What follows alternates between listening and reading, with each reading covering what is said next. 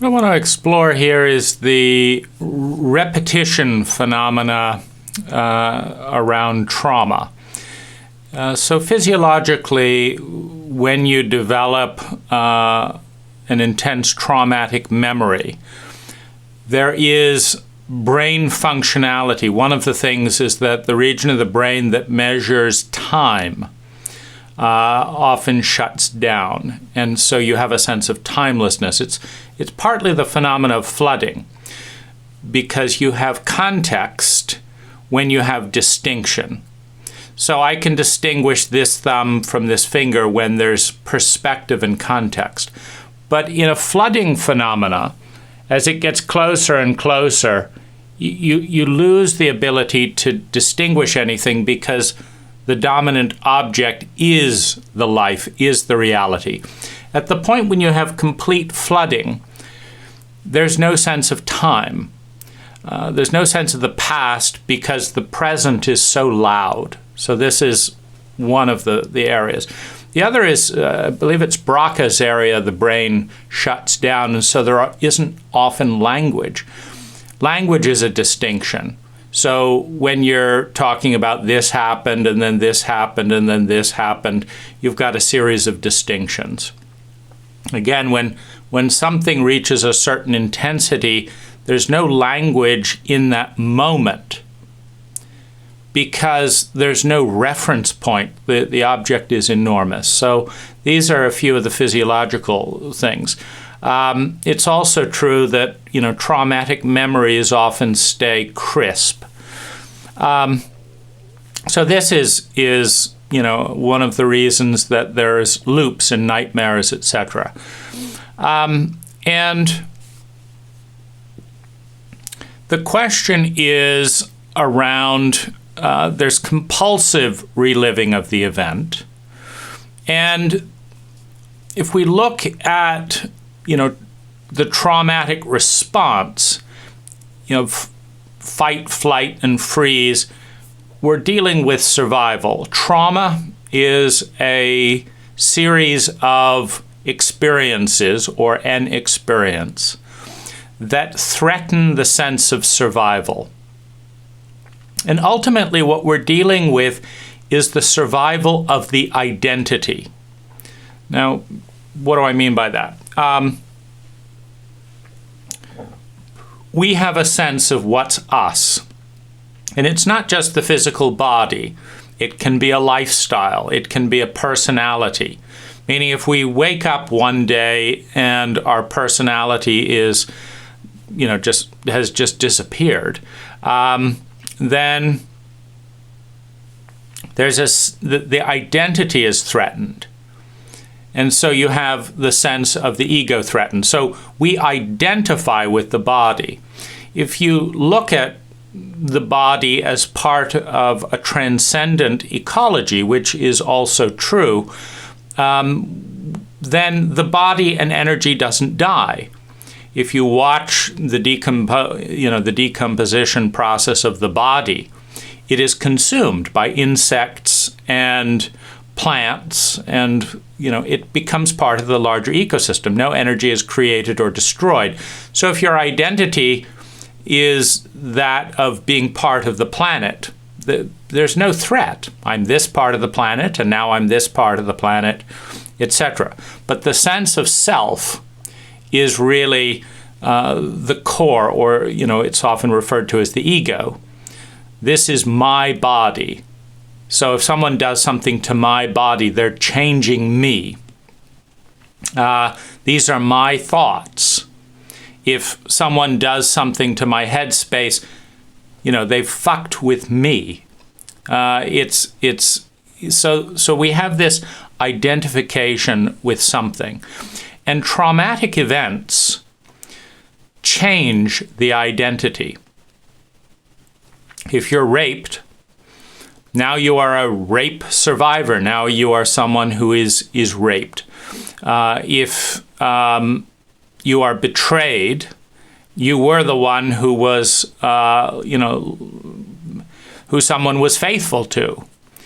And then you're the one who's betrayed. So there's a different sense.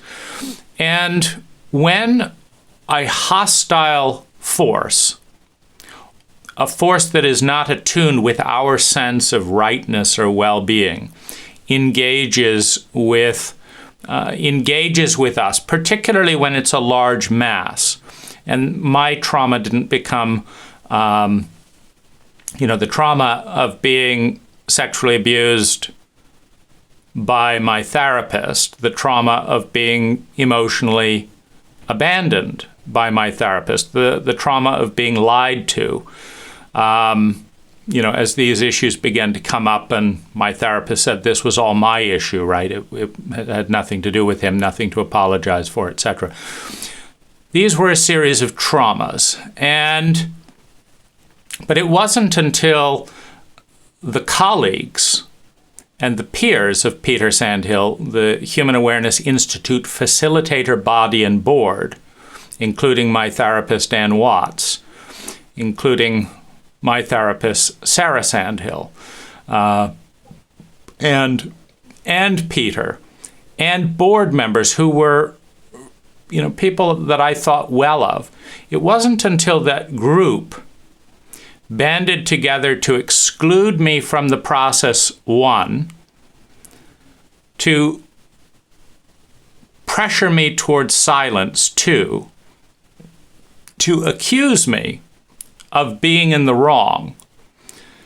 It wasn't until that happened, at a point of high physiological confusion and incredibly intense feelings, that the trauma became PTSD, which was a complete change of identity.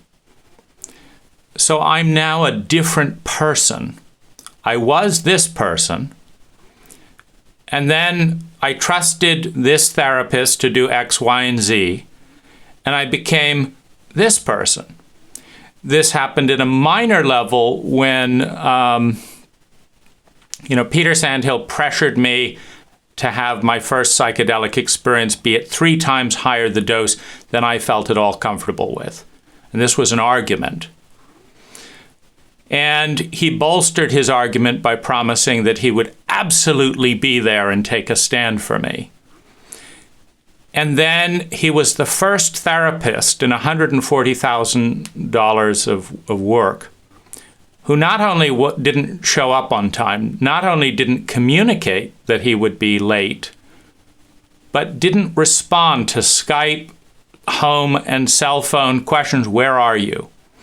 And at this point, I'm in a new identity. And this new identity was something that I embraced. So I liked the way that I felt. I liked some of the things that I was seeing. I liked the prospect of what I might call a transcendent identity in the psychedelic experience. But this new identity was severely crushed by my therapist, meaning the first thing out of my mouth around, as the experience came on, was to remind myself and Peter Sandhill, there's a very little filter at that point, just stuff starts coming out. And that's the whole benefit. That's the therapeutic gift of the psychedelic experience. Was to remind myself and my abuser that he really hurt me 10 years earlier when he had shown sexual interest in me in a therapeutic session. And that was crushed because my therapist didn't want to talk about his sexual abuse 10 years ago. So that wasn't welcome. And my pointing out that he wasn't seeing things clearly, which kind of came out, that wasn't welcome. And after the sexual relationship escalated in this state, and I told him it was really important to take money out of it. And I can say rationally why. I mean, you shouldn't have a prostitutional relationship with your therapist. If you're paying a therapist for sex, you bring in the law, you break various ethics, but you also send a message of devaluation to the client. And so the issue becomes, what is the impact of that devaluation? What is the impact of a therapist abusing power to give the message to the client, you're worthless. You're worth less than me, than my agendas. You're worth less than me. I mean, that's a wound we're all recovering from. And he fought me, as I'm saying, more than 10 times in the first session. Peter, take money out of this relationship. Oh, I can't do that. Oh, my wife would be upset with me. So he crushed that. And he crushed the need for container, which every good therapist needs to provide. I needed to know what this romantic relationship was and was not. So I asked for clarification, and he didn't want to do that. And I asked for support to go into this very deep childhood wound that had come to light. And he didn't want to go into that. And I asked for support to bring my gifts into the community. And he was silent. So this new identity, so I'm going from an identity in terms of the instigation of my choice to have a psychedelic experience, was to explore an alternative to suicide. Meaning the identity that crystallized around my childhood proved unsustainable, no matter how much money I had, no matter how much success I had, no matter how many thousands of goals I accomplished. I felt exhausted. I felt sad. I was in significantly more chronic pain, primarily psychological, than I had well-being. And this is the obvious, basis for suicide.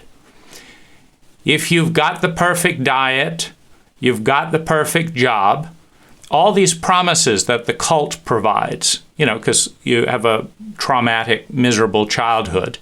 But the cult says, oh, don't worry about that. Once you're rich, it'll be great. Once you do therapy, it'll be great. Once you have a nice organic vegetarian diet, it'll be great. Once you can travel, it'll be great. Once you have free time, once you're debt-free, check, check, check, check. So, going through this 30-point checklist of, once you do this, then you will feel happier than you feel pain. And that's, of course, the equation to want to live. You've got to have either, in the present moment, a clear equation that says I'm enjoying life more than I'm hurting. Or you don't want to live, right? We all want to feel good, and we don't want to feel bad.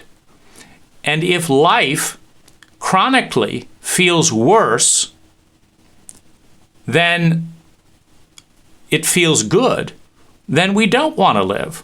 So you need that equation, or you need a future promise. And you need that future promise to be believable. So I believed my cult when it said that, once you have your, once you're fully employed and doing stuff that you're good at and clients like you, then you're going to feel better than you feel worse. No. Once you have enough money, then you'll feel better than you feel worse. Once you're debt-free, so, having gone through that 30-point checklist and $140,000, of what I now consider largely incompetent therapy, I could not think. So I was still in more pain than well-being. the one prospect of hope that I had was really great relationships. But every single thing that I tried to do to improve that brought me into conflict with cult norms. For example, starting out at high, I was repeatedly traumatized and abandoned in various things. And I realized that what was going on was, I was participating in an escalation of sexuality, but there was no emotional context. And so the statistical odds of two people clicking emotionally and mentally just because they have sex are astronomically against. And so I introduced a safe emotional or psychological conversation prior to sex. Seemed like the logical thing to do, only no one wanted to do it. And it was hard work to even sell that premise. And so first I would, be rejected, which, was a trigger point, dozens to hundreds of times before there's an acceptance. And then when someone likes and wants to connect, then they're rejecting the only thing that makes any sense, which is to have a really direct, deep kind of dialogue about, do we connect in this area, in this area, in this area, so that we don't reenact the trauma abandonment template. Oh, that's so unromantic. Oh, that's so much work. I'll just have sex with somebody else, more cavalierly and unconsciously. It's like, but I've done that. The first 3 women that I had sex with after learning this great technology of asking for, directly and blah, blah, blah, every single one of them ended in trauma. And you want me to bet on those odds? And I'm not just talking trauma for myself. 2 out of the 3 were mutually traumatic. And 1 out of the 3, I was the only one who was traumatized. When my high buddy at level 3 said sure to having sex, and then proceeded to sleep around with 6 other guys, and she was my buddy, and my culture hadn't prepared me for, I've been told that women want commitment and blah, blah, blah, blah, blah. And so I didn't ask, if we have sex together, are you going to sleep around with as many men as possible, or does this mean you're actually interested in me? It never occurred to me. And it was a miserable workshop. I paid to be confused and humiliated without the language to deal with it. I didn't even have the paradigm. And of course, there's no question. So this all happens in the shadow side. You're told that this is love, that this is, we're committed to you winning. But I'm not winning, so I have to adapt. And as I adapt something that seems to work, meaning the women that are willing to have such a conversation reveal tremendously useful data to see, are we compatible or not? And I do not consider it a waste of time to spend 6 hours in great direct communication with another human being to see if it's a good idea to escalate the probability field that data represents. Meaning, if you're someone who likes to see someone once a week for casual sex, and I'm someone who wants to have meaningful dialogue on a daily basis, what are the odds of that working? Dismal. Well, that's one of the useful data points that you gather in a safe emotional conversation prior to sex. So there were a whole series of hacks that I invented to kind of adapt what I would call the high promiscuity culture, meaning a tremendous escalation of sexuality without a tremendous escalation in the most relevant data about compatibility. I'm not talking about breast size, I'm talking about secure, healthy attachments, something that I'd never had in my entire life.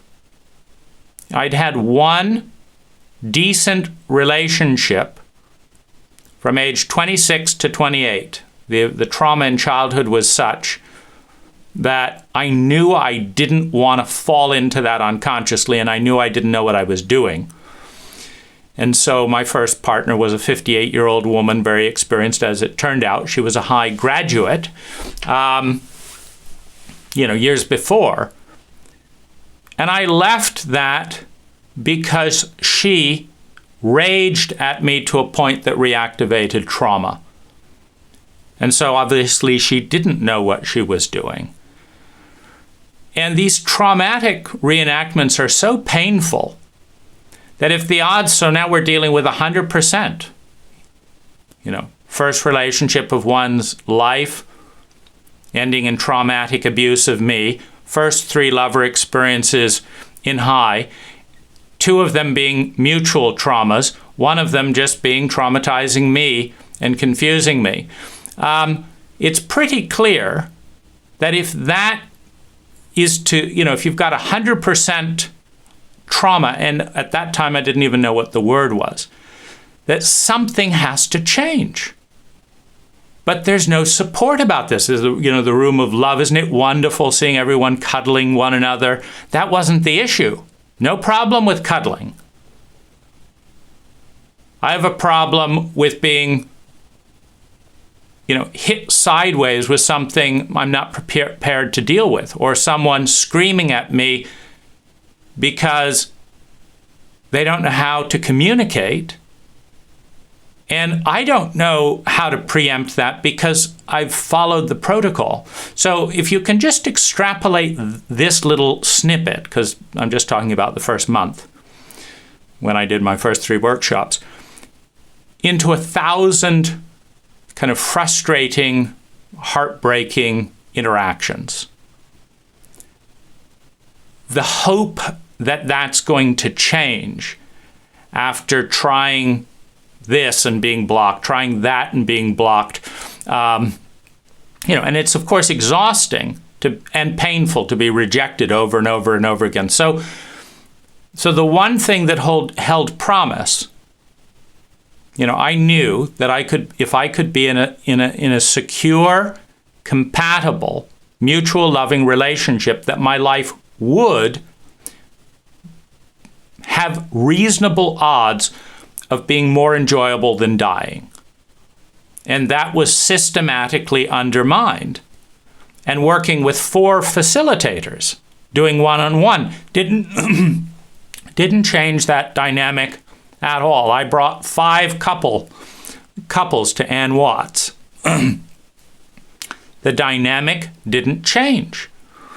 If anything, Ann Watts was discouraging about the prospect because she said, you have a genius level of self-awareness, and if you expect other people to be able to talk or kind of engage on this level, you're not going to find them, not because there's something wrong with you, but because our culture doesn't produce people that are aware and know how to do. So it's like I'm fucked. And it's demoralizing, shaming, depressing, and exhausting to attempt and fail, and attempt and fail. And so I'm looking at the so I'm in an identity in which the present is more painful than pleasurable, and in which the future does not have a promise, meaning I've traveled around the world, I've checked off the various boxes of the cult, I am 100% certain that, it's not like there's something I really want to do that I think will improve my well-being and I don't have the money. I have no illusions that becoming a billionaire is somehow going to fix this. It's not. The data doesn't support it. What exactly am I going to buy that's going to change the culture into a kinder culture? It's just not rational. And I've lived in community and watched the bickering and bullshitting and stuff that goes on there.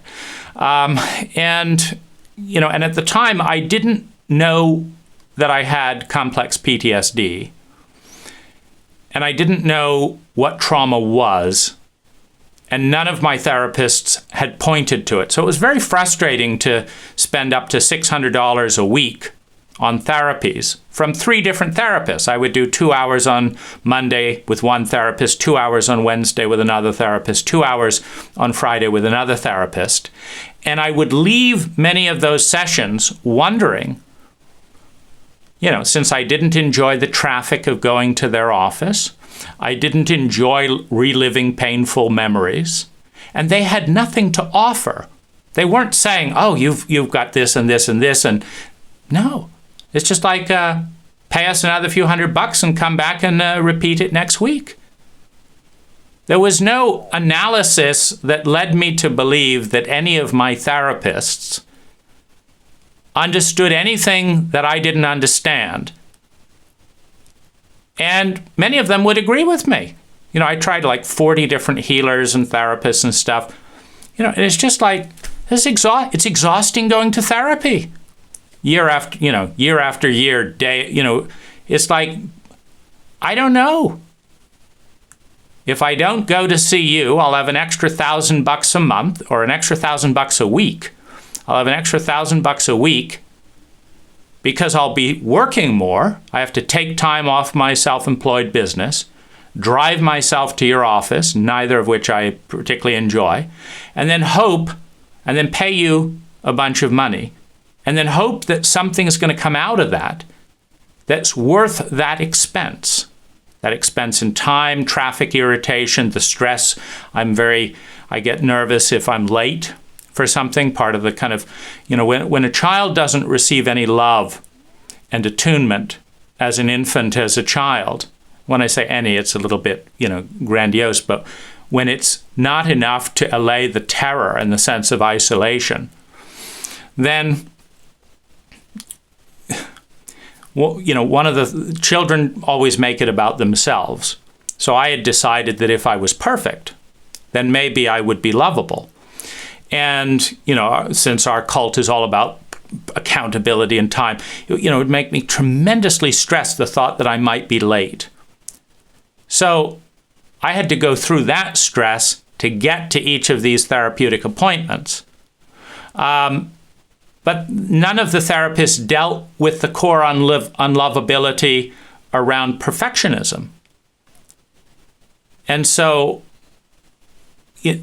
I'm feeling like I won't be lovable if I'm not on time or if I don't do this or don't do this, not keeping a commitment. I go to extreme lengths to over-deliver and under-promise, which was a big thing around, when you don't believe you're lovable because you're not perfect. Then there's also, the dynamic, of hoping that that's the only way. But I see my flaws more than probably anyone else. I mean, nobody has ever, that I can recall, pointed out a flaw that I wasn't hyper aware of and hadn't already done everything that I knew, including the 6 hours of therapy a week, etc. And that's the other thing I noticed, that the flaws didn't shift because I was aware of them. Some did. Business flaws, easy to fix.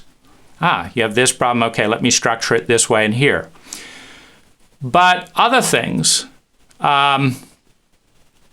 physiological, responses to various things. It didn't matter how many times or how beautifully I said it.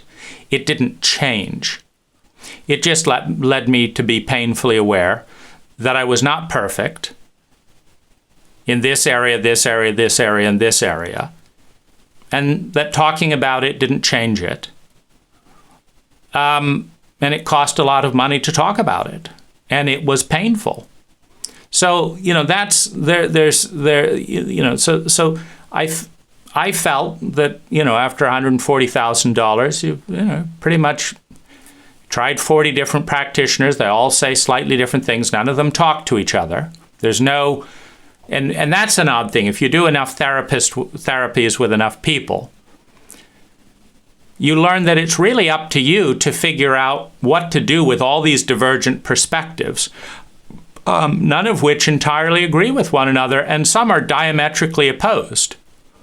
You'll talk with one therapist and they say, you need to do this, or there's just no way forward for you. Then you go to another therapist and they don't even notice that point. It's like, which is it? I mean, it's like buffet therapy, and you realize that none of them grasp the other person's perspective.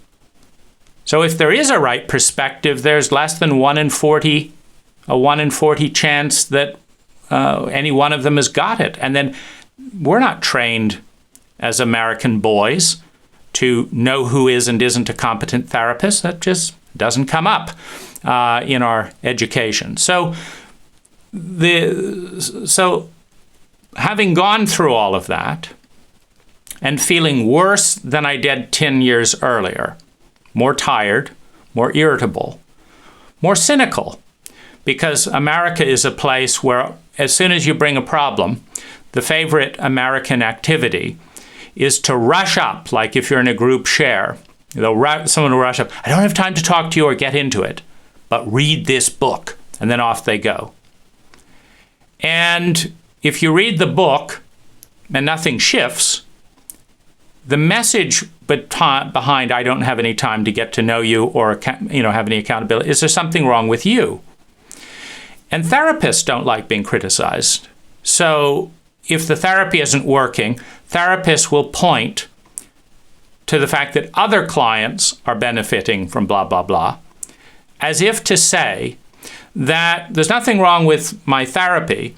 So the fact that this client is getting better and this one and you're not, well, I'm not going to say it, but it's you've got to do the work. There must be something wrong with you, which is, of course, the message that every narcissistic, self-absorbed parent gives to the children. It's not our fault we had children and married dysfunctional partners. It's your fault. If there's something wrong, it's something wrong with you. And so, considering suicide, because I do not want to live another 40 years in pain, we're looking at a new identity. Is the life after death better than the life here? And my bet was that it is. It's so easy to imagine so many superior ecologies than our culture. And it's easy to imagine. So what do you lose when you die? You don't lose consciousness. You lose the body, which means that your reality is defined by your thoughts, your feelings, and your imagination. Well, my imagination has always been 10 to 100 times more beautiful, more intelligent than the physical reality around me, which I cannot influence. Meaning people get mad at just the idea that no one's going to tell me what to do, even if it's better, even if more people would be happy. No, it's my life. And so the idea of being in a reality where my mind could articulate what I experienced, and there wasn't a bunch of people arguing with me, every time I tried to make an intelligent shift. And in a traumatized culture like our own, again, I didn't know what trauma was at this point, so I'm using, language today that I'm overlaying. In a traumatized culture, fear of the unknown is one of the biggest fears. Because every trauma survivor who has experienced that level of helplessness and dread has one bottom line: I never want to feel that way again. Well, if that's your bottom line, And in a traumatized cult that doesn't know how to grapple and heal trauma, that is your bottom line. Everyone wants to feel good. No one wants to feel bad. And the worst experiences you've had are traumatic experiences. And they usually caught you off guard. So what are you afraid of? You're afraid of the unknown. So if you try and change anything in a traumatized cult, people are scared instinctively because you're bringing in a new paradigm. It's one of the reasons I dated older women. My preference in America is a woman over 50 from my early 20s on, because she's less frightened of the unknown. She's more self-aware. She's more kind to her inner little child, and by extension to my sensitive little boy. And I'll take that hands down over breast size or whatever. And the last thing I want to do is have children when I haven't figured out how to orchestrate a life of well-being myself. I don't want to bring another abused child, to have a miserable experience into the world. I've watched my siblings and I's well-being be destroyed by, our parents' incompetence. And so, this is the context in which I'm exploring a new identity. I've never taken drugs. I've never been drunk. So it is a frontier, meaning, I've checked it all off as far as I can tell. Almost anything anyone has told me, oh, just do this and it'll work, I work hard at it, and it's depressingly disappointing. And that person who promised this great result doesn't want to hear about it, doesn't follow up, doesn't apologize for bad advice, doesn't give a refund for the money spent. It's just like, oh, well, there's something wrong with you, is I think the underlying message. And I didn't want to do more of that. There's only so many people who guarantee these great results before it's just painful. So the psychedelic experience, you're right. I've never done anything like that. I don't want to. But if I'm going to die, why not give it a shot? So I'm in this place with Peter. I'm developing this new identity. I like it. It's a terrific identity. Very empathic, very perceptive, open to loving, the combination of psilocybin and MDMA, very open to loving. Unfortunately, I have, a somewhat incompetent, flawed human being in front of me who has their own agendas that trump my well-being and my therapy, who doesn't know, how to do this. They know how to charge the money, and they know how to pump themselves up as what a great, therapist they are, but they don't actually know what they're doing. But it's at that point there was no one in my life, and you lose critical thinking. So when he didn't show up on time, and I have attachment, a very difficult time in the mid-range. I can be totally into someone, or I can be totally disconnected. When neither parent forms a healthy, secure attachment with an infant throughout childhood, there tends to be, you don't learn regulating skills. So it's all on or it's all off. I've got those given to me by my parents, and all or nothing. And that was usually the interaction. My parents are ignoring me, or they're shouting at me, and there's nothing but them. And it's the template of those types of interactions. I don't exist, or I'm everything and I'm there for the problem, and that kind of thing. So this is incredibly painful. And of course, no amount of money and stuff fixes this. And as I've learned later, talk therapy doesn't address these things. No therapist thought to recommend a trauma book. That was a stranger in a cafe after I had full-blown PTSD from being abandoned by the facilitator. So this identity is a threat to my therapist's incompetency, because this identity saw the flaws in my therapist, very compassionately and kindly. No malice, nothing. But Peter Sandhill could not deal with the idea that he was a flawed human being and a flawed therapist who was using his influence to hurt me. He couldn't deal with that reality. So he asked me to go into the insane reality in which all of this was for my benefit. For my benefit. I had to pay him to process my terror and grief and rage at having been induced into this new identity, which is very fragile, just like a newborn baby. It's very fragile. And this is the time after such a promise to take a rock-solid stand for me that you don't even show up for the first session? Because what he's revealing in behavior is that what he's saying is a lie. That I trusted him into these virgin waters based on a promise there's no substance. And of course I should have known that when I learned he lied to his wife. If you can lie to your wife and your colleagues, you can lie to anyone. So he had lied to me. But here, there's this beautiful identity. I'm trying to integrate it, but it threatens the agendas of my therapist, and there's no one else to turn to in a cult like this. So I watched that identity be dragged down into the mud by incompetence and lies and betrayal until I didn't think I could hang on to it. So now I had a new death to grieve, the death of a new identity.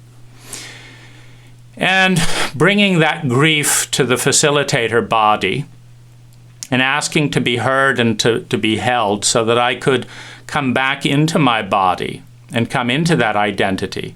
They saw me as a threat to their agendas. A facilitator at a public nonprofit, sexually abusing, behaving in the most bizarre and destructive ways imaginable under the profound influence of a psychedelic journey. Abusing that power profoundly. And this is the person they chose, they trained and recommended. They want nothing to do with my healthy identity because it reveals the shadow side of their identities that were these great loving teachers.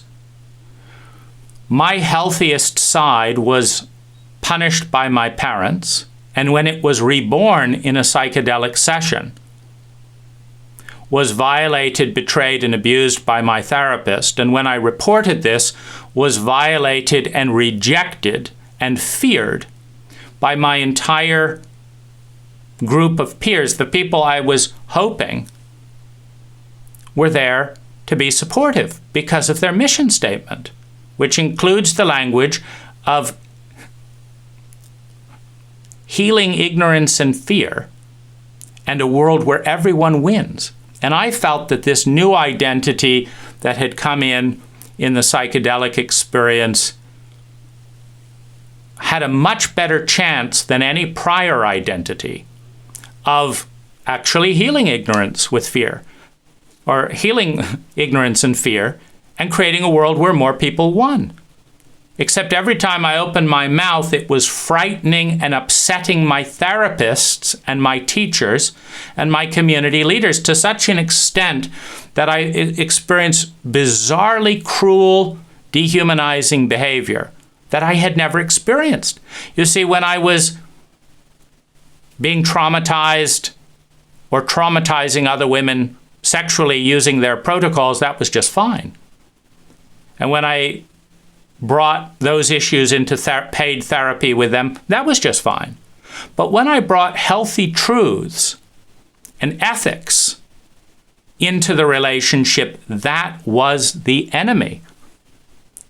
And I got that my entire leadership body saw the identity that I saw as the most hopeful identity for having a reason to live, that they saw him as the threat just as my parents had seen my honesty and integrity in the family system as the biggest threat to exposing their shame, their inadequacies, etc. And I just felt so much grief, and that was the point when trauma became PTSD, when I communicated all of that grief and not a single person on the leadership team responded. I just felt completely and utterly alone. It's like you are going to kill the identity that is worth living for and demand the identity that is so painful, the identity that goes along with your lies, that goes along with your stupidity and cruelty, that doesn't bring these important issues to light. You want that identity, the identity that's too painful to live. You want me to die to cover up your corruption. The grief is unimaginable. And of course, I didn't know how to grieve. That was taken away from me a long time ago in the early childhood abuse cult. So, and I experienced a change in my body and in my psyche as this identity worth living was systematically carved away.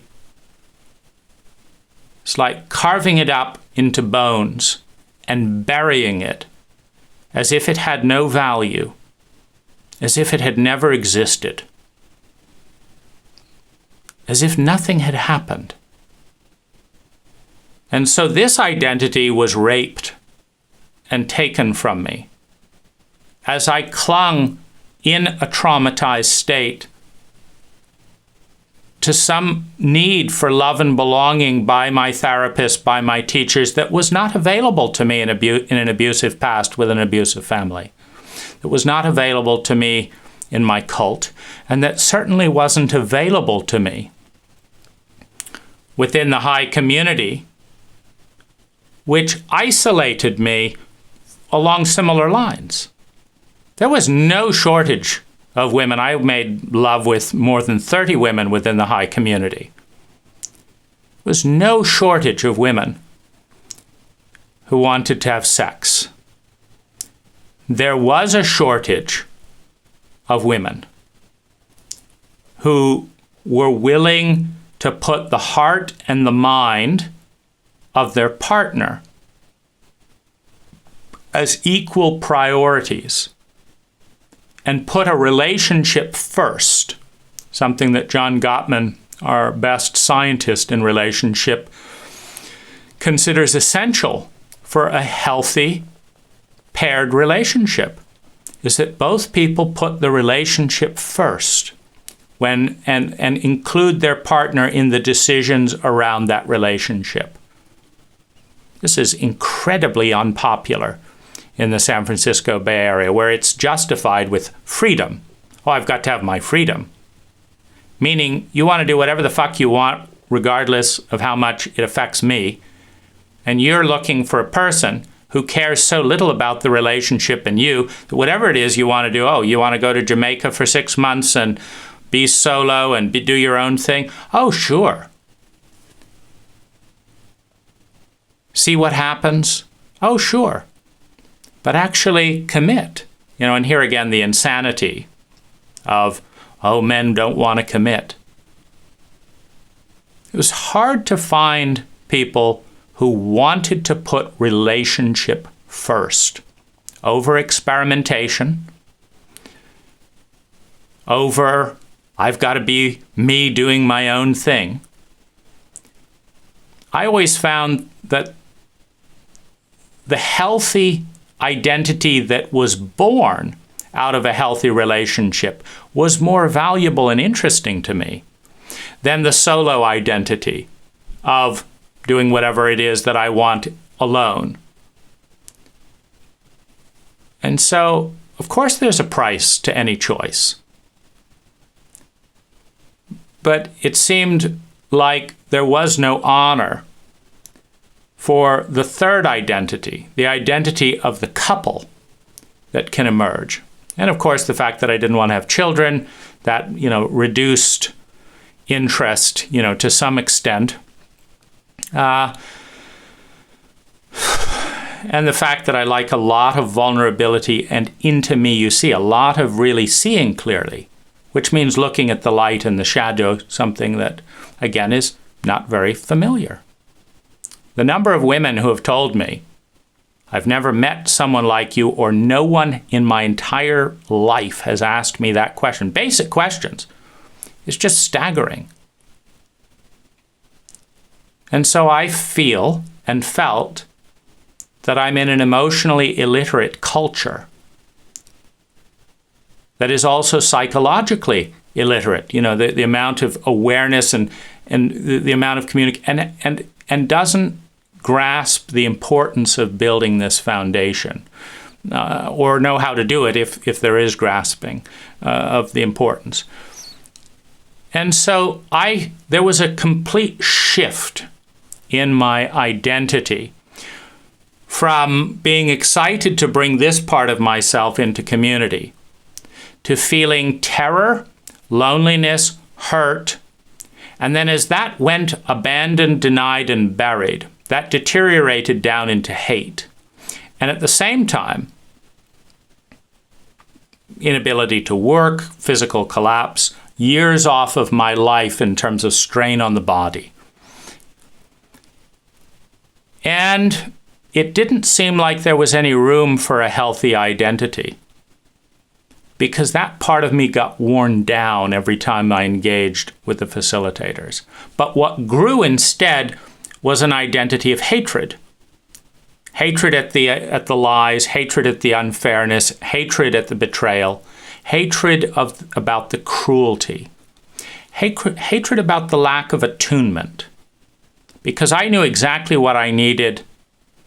I needed to be heard and to be held. So no one responded. And then I needed the community to know what was going on, because this is our community. But that freaked the facilitators out. No. Sign a non-disclosure agreement promising never to tell anyone in your entire life what happened here. Die and be buried. We're going to turn this new identity into a shameful secret and ask you to carry the shame in silence so we don't have to. And I watched myself become someone I didn't recognize. From being excited about life to being excited, that's not the right word. The only thing that could get me off the floor was the thought of revenge. And that's when I learned the positive identity of revenge, because it did get me off the floor. I couldn't get off the floor in that amount of pain. But the thought of revenge got me off the floor. So I had a new identity. But it was worse than the identity that I had before. And when all of your teachers and therapists are essentially saying through their behavior that what is good in you is bad, and that we love you as we're abusing and hurting you and tearing you to shreds and wearing you down, and that love produced the 5 times more pain than I'd ever experienced in my adult life. I can't speak to early childhood because so much of it is numb. But in conscious memory, 5 times more pain. I paid relationship teachers to induce 5 times more pain than I've ever consciously experienced in my life.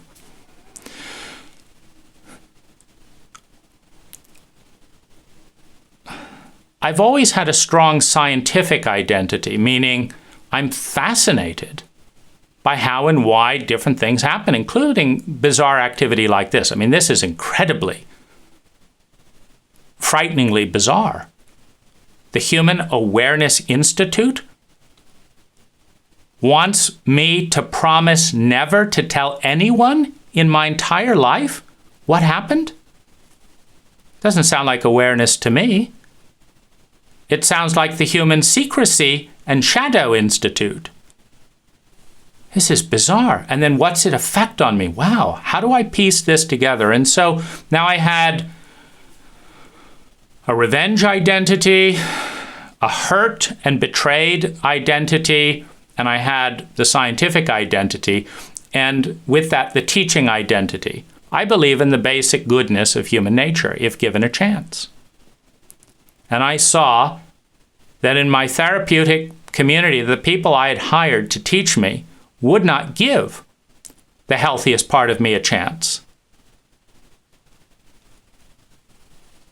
And I found that fascinating, because I'm an extrapolator. I don't take things personally. Hai teaches you, don't take things personally. People do what they do for their own reasons, not because of you. So if I extrapolate out and say that these are not particularly horrible people, I'd liked them for years.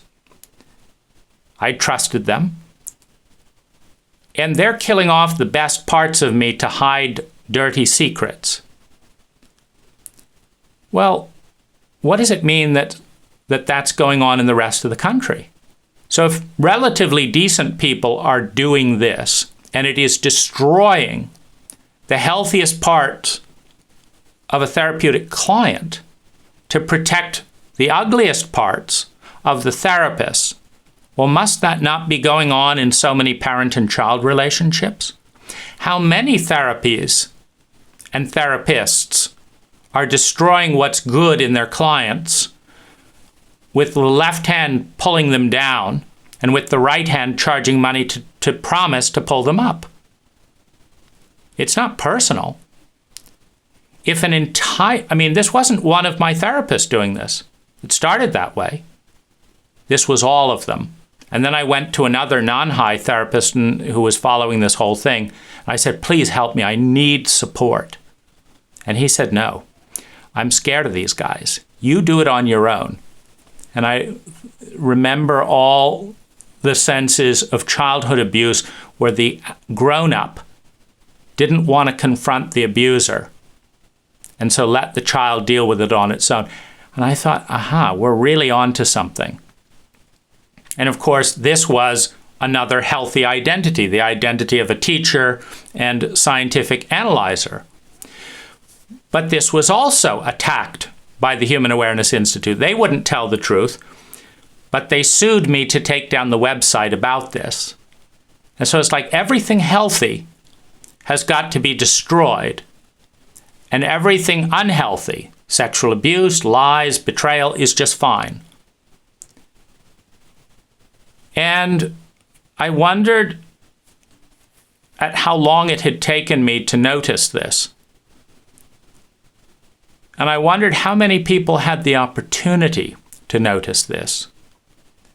And I wondered how valuable would it be to our species and culture if we understood that built in within the framework of therapists, parents, teachers, and government is this bizarre dynamic of one, on the one hand, promising for the people, we're doing this for you, blah, blah, blah, blah, blah. On the other hand, corruption, money laundering, blah, blah, blah, the CIA bringing crack cocaine into black neighborhoods to raise money for terrorism in other countries, that, one thing after another. And I thought, this is the pattern, isn't it? The left hand is destroying and undermining everything decent in the psyche, in the culture, in the family. And the right hand is pretending it doesn't know what the left hand is doing, attacking anyone that tries to bring that to awareness, and espousing the loftiest ideals. And we're spiraling downhill because we are content in that schizophrenic blindness. So this is a huge awakening. This is a huge awareness. In a cult dynamic where it is undermined. Julian Assange was just dragged out of an embassy where he had been granted political asylum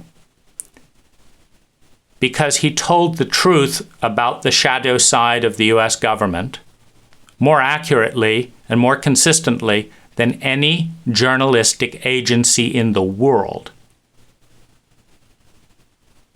So we reinvented journalistic law, we broke the law, and we applied terroristic tactics to break the man who told the truth.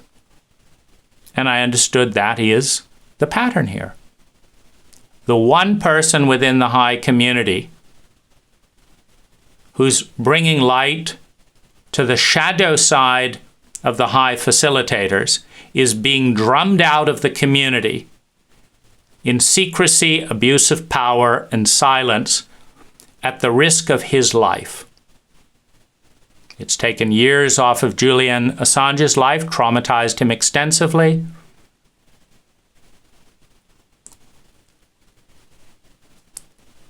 The abuse of power continues. So then the question is, will I be destroyed for this aspect as well?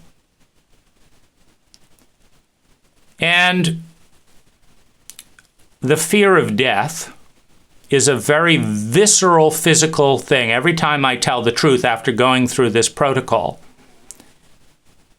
of attack for the healthy, so every time I tell the truth, there's a part of me that cringes waiting to die. And so I can either collapse under that and be left carrying the shame of an entire community so that it can stay in denial. Or I can tell the truth of that narrative as well. And I'm in a circle where I just talked with Fred Burks, who is committed to saying nothing about all of this, though he claims to be a therapist and stuff in these domains. And it's very odd, the schizophrenia in Fred Burks, because he has a whole website called Need to Know, and it's all about government conspiracies. But Fred Burks, in every one of the local abuses of power, has stood by passively or discouraged doing anything about it. You'd think that someone in it with a journalistic tendency that's fighting for this, etc., in his own community would actually want to speak up. And team members in the high community who would reach out and say, hey, how you doing? I'm saying I'm suffering from sexual abuse from the facilitators. Dead silence. No one wants to touch it. And so there's the incredible pressure where every human being, including myself, needs to survive, needs to feel secure, needs to have a sense of love and belonging, needs to have self-esteem. These are all interdependent needs. Meaning, if you are enemy, number one, in a community, in a family, in a country, whatever, and it's not you, by the way, it's not the body, it's the identity.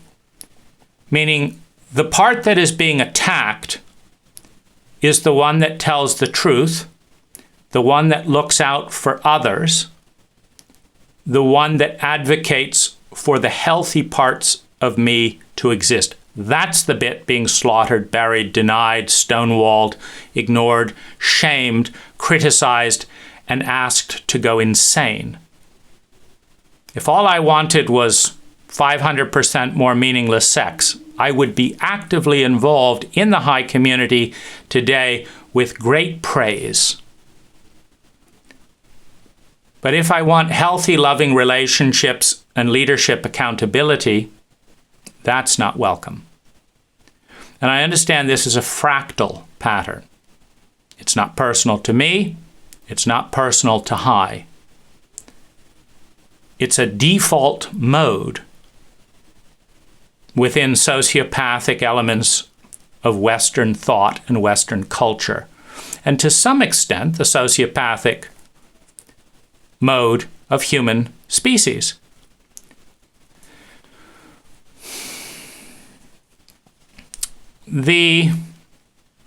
isolation, the stonewalling, the silence. And even when people say, oh, that sounds terrible, what would you like for dinner? It's like, I don't think dinner is quite on the same level as sexual abuse under the influence of psychedelics from a therapist. But that's one of the ways that our cult deflects and minimizes. The frame of that is, this isn't my problem. It's not my country. It's not my country. That's happening in that other country over there. I'm in my own little world, and nothing out there matters. This hurts the healthiest parts of me severely. And when everyone around me is fighting and telling me that I'm insane by behaving insanely around what I'm doing and saying,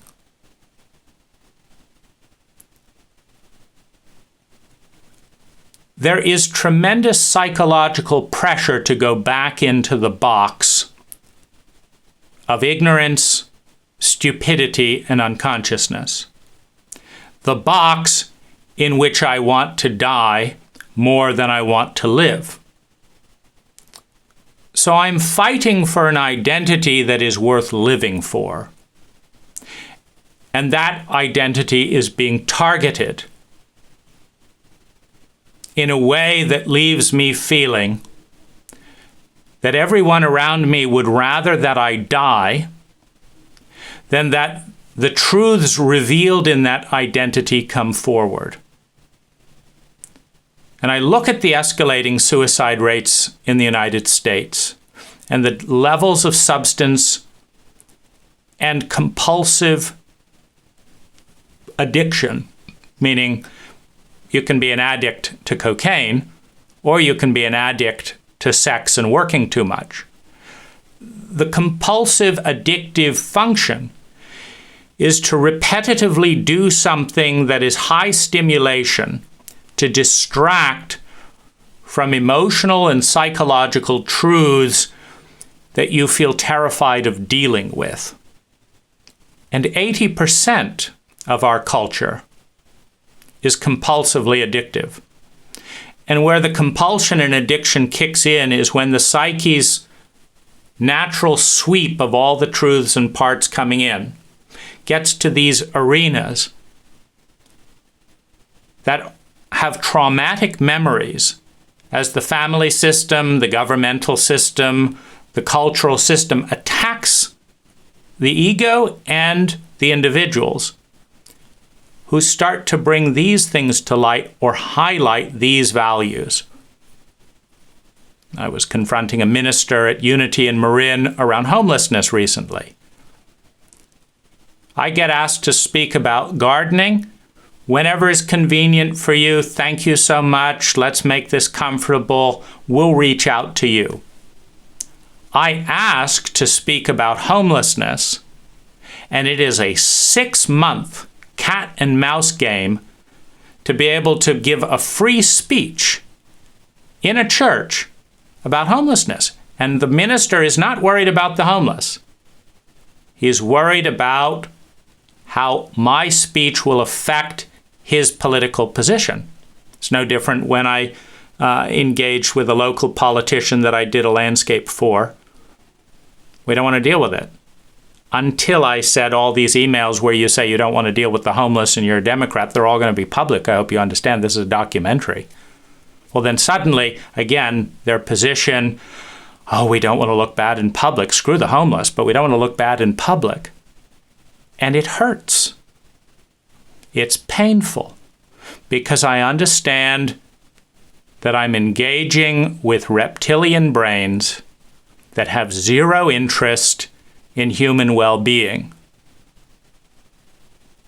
and every interest in manipulative to survival strategies, which is consistent with a sociopathic environment in which the empathy has been killed off in all the individuals present in that environment for the same malicious reasons that it is being killed off in me. It represents change to the real threats to our human well-being. In a cult that is terrified of real change because it brings us face to face with the unknown, many of us have never had the experience of being in humane, empathic community. Something I thought the high workshops were about, until I realized that only the truth was not welcome. When the truth is not welcome, you are asked to go insane. Sanity is not welcome, because sanity is pattern recognition based on real data. If the only thing tolerated is pattern recognition based on false data, then the only thing welcome is insanity. And I have been asked to go insane my entire life. It is incredibly rare to find someone competent and intelligent enough to prioritize sanity around the taboo shadow sides of our families, our own egos, and our communities. Identity politics is fine, as long as you don't talk about the shadow side of your group identity. The blacks against the whites against the black, the LGBTQ, whatever community against the straight, that's fine. But you're a traitor if you reveal how fucked up the shadow side is of your little identity. But that's not the real fight. The real fight is not between the whites and the blacks. The real fight is the universal taboo of the shadow side within every identity block, including our own egos. And this represents a grieving process. My sanity is not welcome in this cult, or this cult, or this cult, or this cult. Every single group is asking for his head as a condition for survival, security, love and belonging, and self-esteem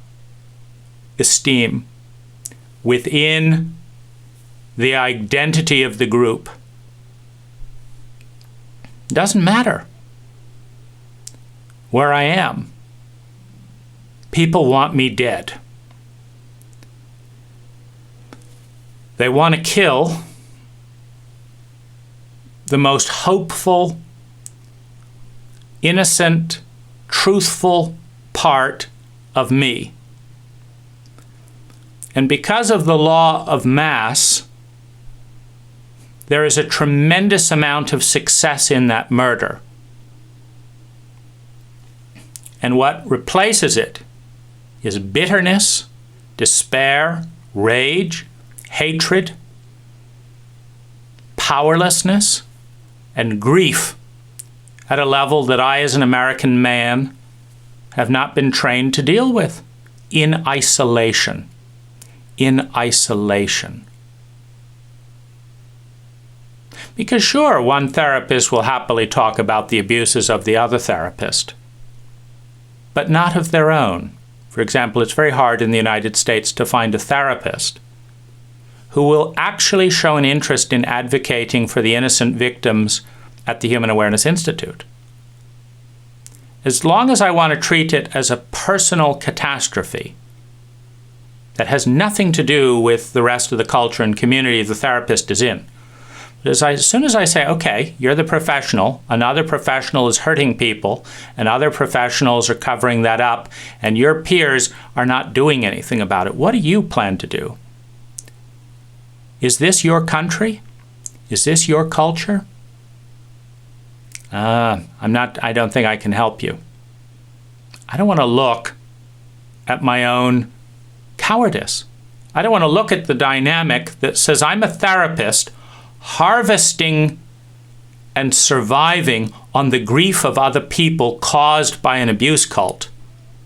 I'm getting money for fixing the wounds of the war. and I don't want to stop the war. I'm making money stitching up the wounds from the war. There's a bit of a conflict of interest. And no one in the therapeutic community wants to talk about this. Not on camera and not off. I've contacted 100 therapists. So I don't have much confidence in therapists right now. And with this continual pressure towards silence, minimizing, blaming me, of course, you've just got to be more positive. Look on the bright side of sexual abuse by a therapist. It wasn't too long ago when white male psychologists published a book that estimated that there were four incest survivors in the entire American country. And the same book, obviously lauded in psychological circles at the time, the same book said that this was probably good for women because it gave them early exposure to sexuality, and they'd probably be more adjusted to marriage, having been taught how to have sex by their father. We're not too far away from that insanity today. And wherever we move, it's a moving target. The truth is always ahead of us. And it is always a looming threat for a cult that is terrified of facing the unknown. And so I have looked at the compulsive desperation with which I repeat myself and go through the chain of mathematical impact again and again and again, and read new books and go through it again, and slowly become more incoherent because no one is helping me speak. I have to teach myself the truths that are unwelcome in the cult. And then I have to feel them out in my own body, which doesn't lie to me. And it is aided by books, including, it comes to mind, The Body Never Lies by Alice Miller, universally criticized within the Freudian and Jungian community for not following dogma. This is the real tension. And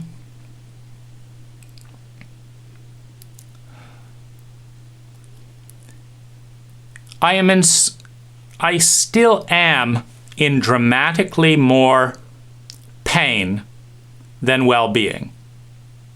That hasn't changed. And I'm more aware than ever that these truths are not welcome anywhere. And that people want me to die as a convenience so that they do not have to face these truths in themselves or grapple with these issues. And unfortunately, the cult being what it is, many people have not yet become financially independent, had the all-organic diary, haven't checked off all the promises, so that they may be miserably slaving away, but haven't reached the point yet of understanding that the cult solution to this is not the answer.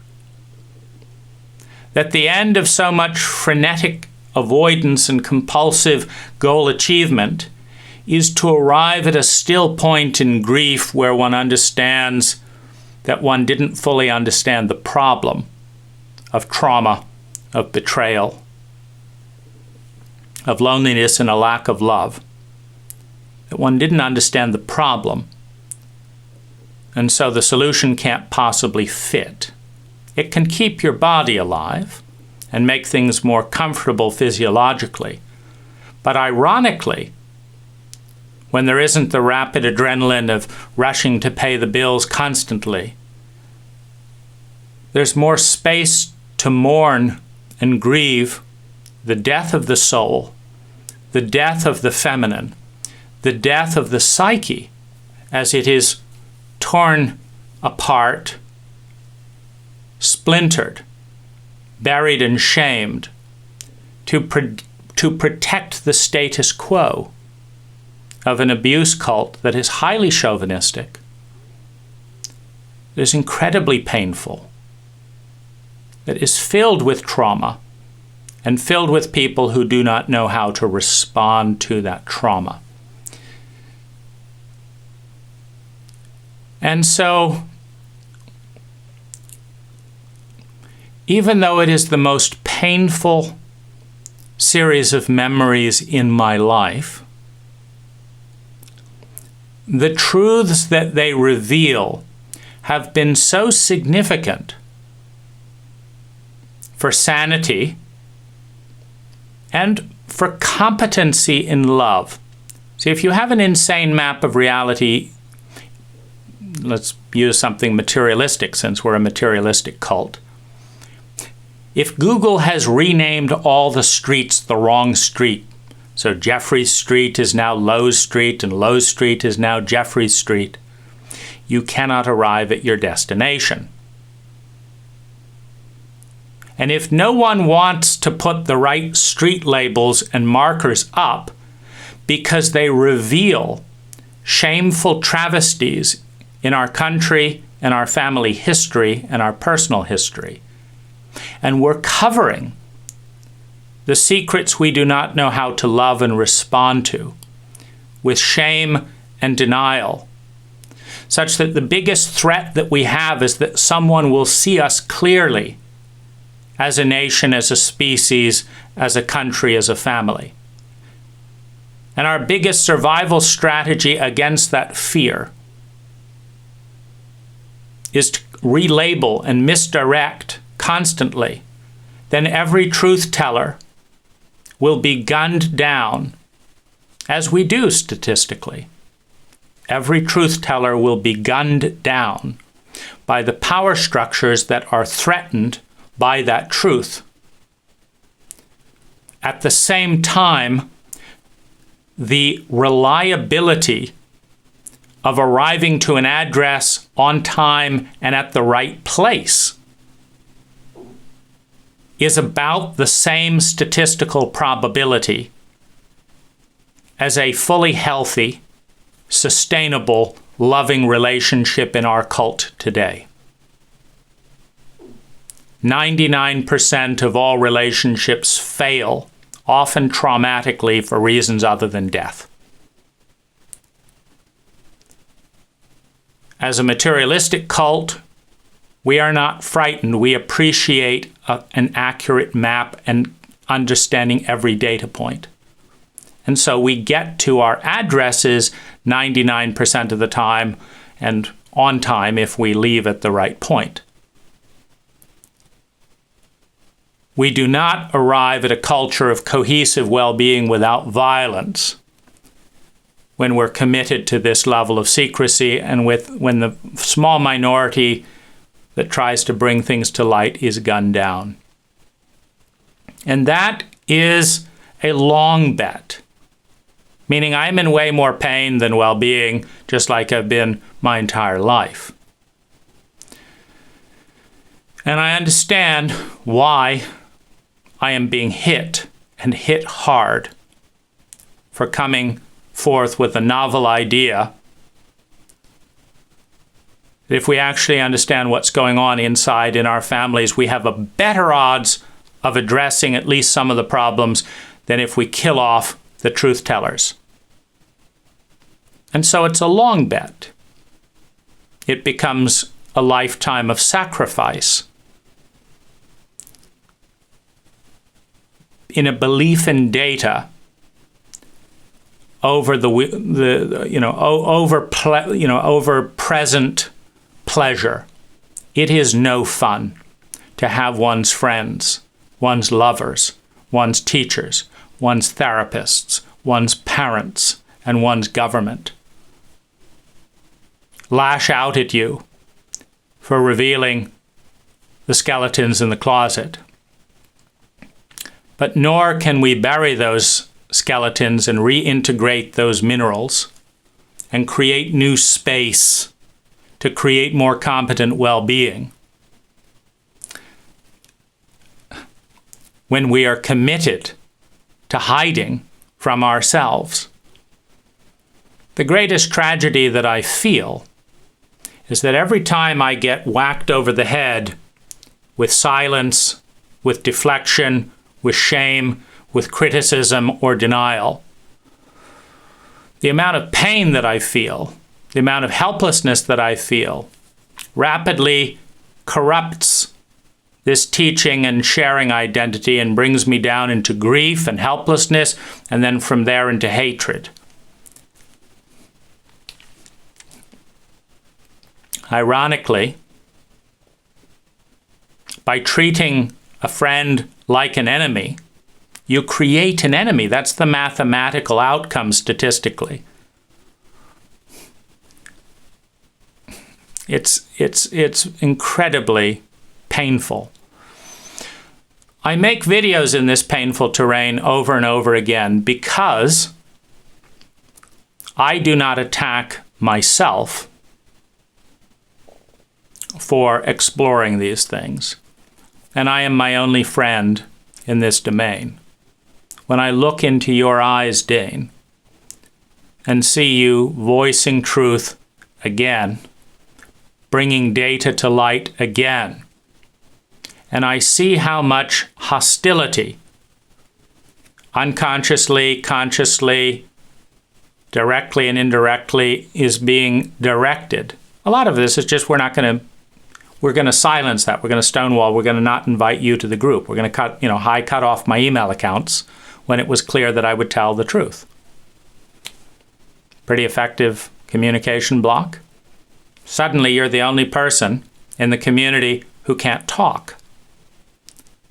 Suddenly, the women who bring forth the rape stories are the only ones who have to be smeared.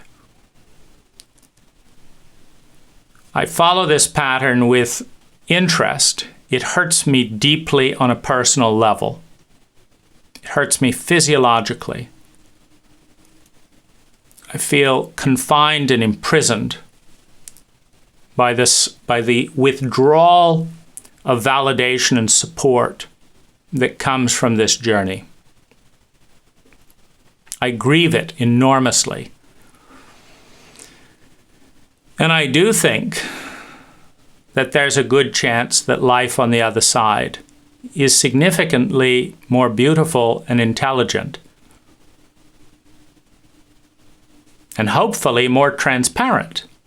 If you live in one's thoughts, and you see and you know that your thoughts are your consciousness, then they're objects, they're mental emotional energy, and so there's no way to hide.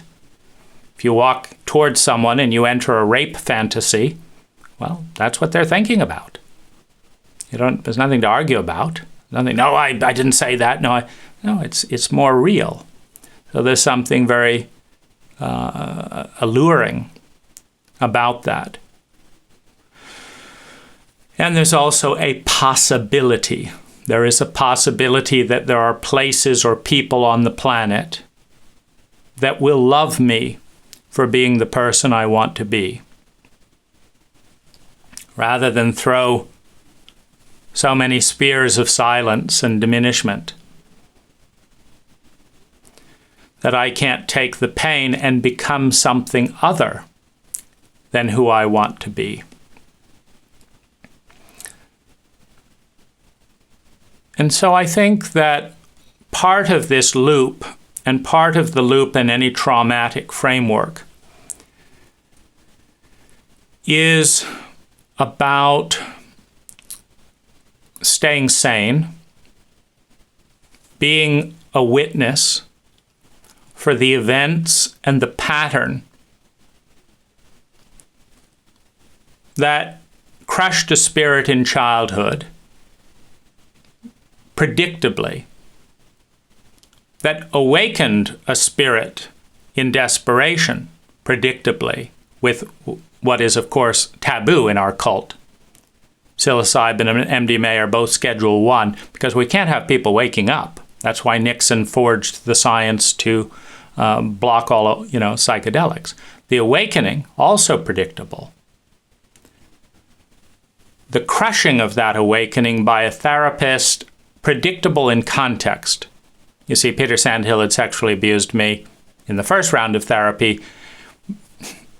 If you have your psychedelic experience with a therapist who wasn't your abuser, they'll be less frightened of the abuse. Generally, therapists don't mind if you talk about other people abusing you, unless they get too close to their own deficits. Peter had called the first round of abuse love, so I didn't understand that he was a threat. If we don't know the difference between love and a threat, because everyone insists on relabeling the streets, we cannot get to the right destination. I have systematically witnessed the healthiest parts of myself be murdered and buried to protect the unhealthy aspects of the cult and people around me. And I know this isn't personal. And it is very probable that I have done the same for many other people in ways that I cannot fully see because no one will talk about it. No one will explore these domains. But my belief in science, the science of awareness, the science of data, and my belief in human nature suggests that when we overcome our fear and our terror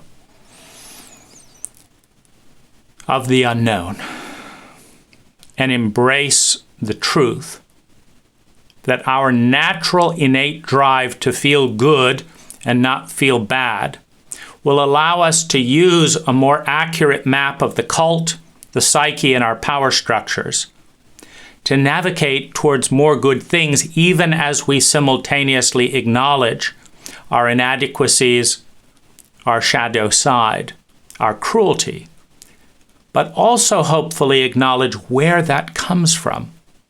We are not cruel by nature. We become cruel through systemic violation and slaughter of the most innocent and trusted parts within. And I have to wonder if part of the brain's function in reliving traumatic events again and again and again in nightmare after nightmare isn't an invitation to the traumatized abuse survivors to wake up to the abuse of the cult and understand that the most horrendous events in their lives were formulated by an abuse cult that produced wars that should not have occurred. Vietnam, Iraq, Afghanistan, spending $8 trillion of our children's money to create over 1 million innocent lives lost and giving PTSD to millions more is not the way to fight the war on an emotion. That if you have the barest degree of emotional illiteracy, I understand we don't, makes no sense. You don't fight a feeling. If you don't like terror, change the abuse cult variables to a point that there is less terror and more rapid, intelligent, and empathic repair when there is terror. And you win the war on unnecessary suffering by creating more human well-being.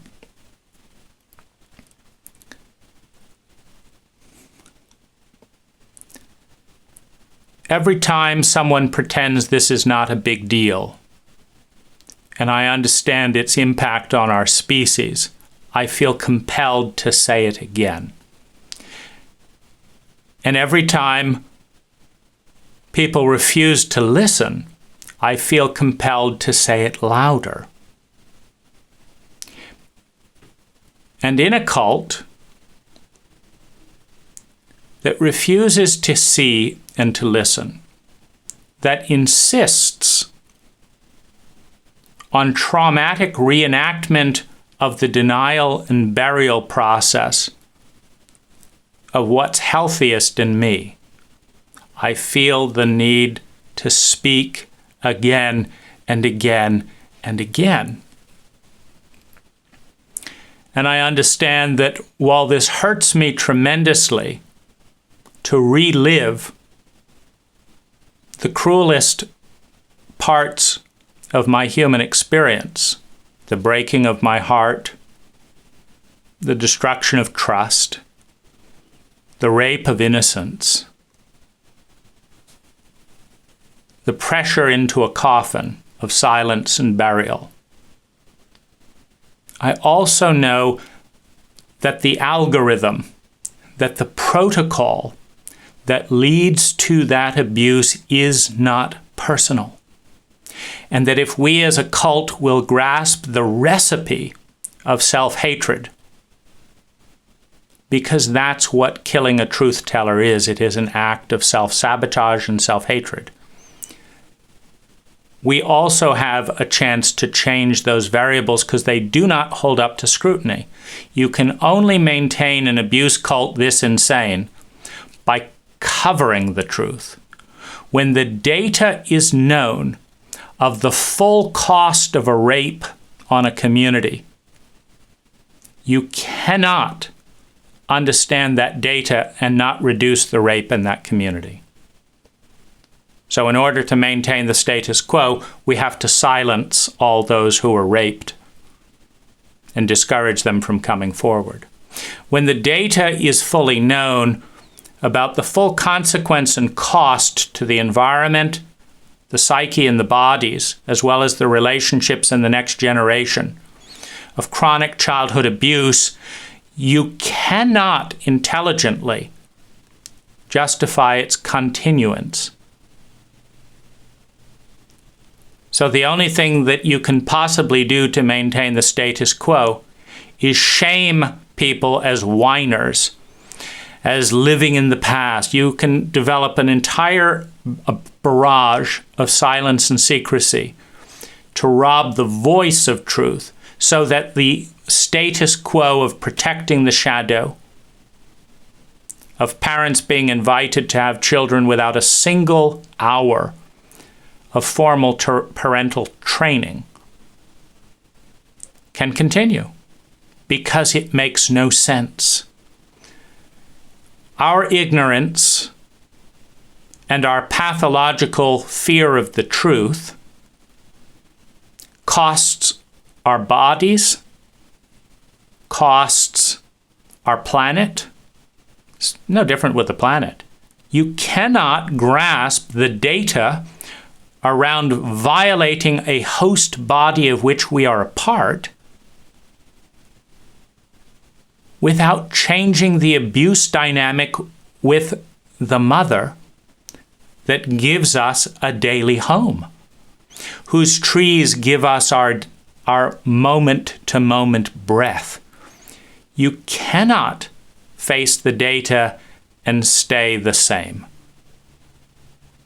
So if your fear is of the unknown, inside and out, you must murder the bearer of truth. By the same token, when a few snippets of truth come out, change is inevitable. Change is inevitable.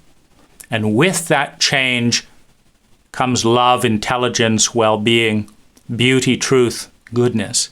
With that change, we as a species, a community, a family, a marriage, an individual, move closer to our ultimate drive of feeling sustainably good, of realizing our potential, and further away from our shadow side. And the very bizarre place that I find myself in right now is that empathy doesn't work with people who are terrified of change. Rationality doesn't work with people who are terrified of secrets. Only threats work.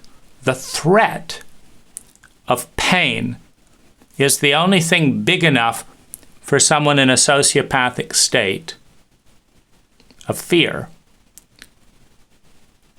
to pivot away from one fear to a bigger fear. And I find that incredibly troubling, incredibly schizophrenic, that I may need to cause fear, for example, for the Human Awareness Institute facilitators,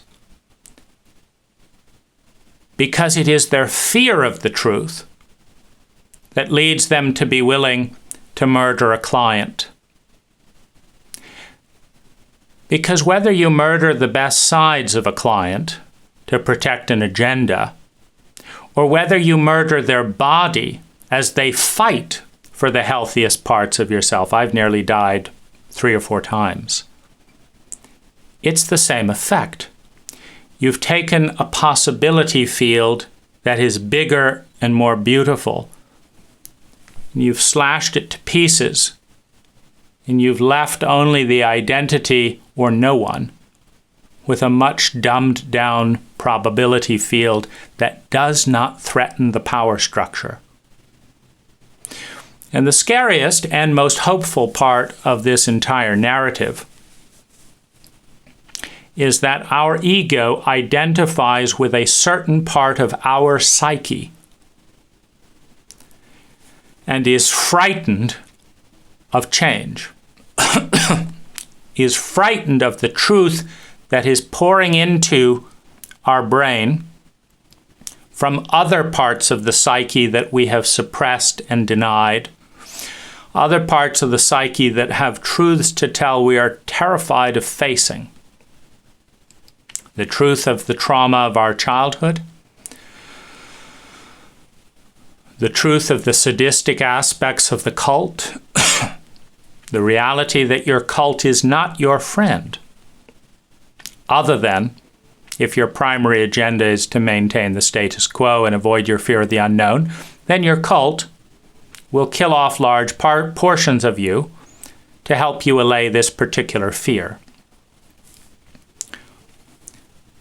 The real battle is inside each one of our brains.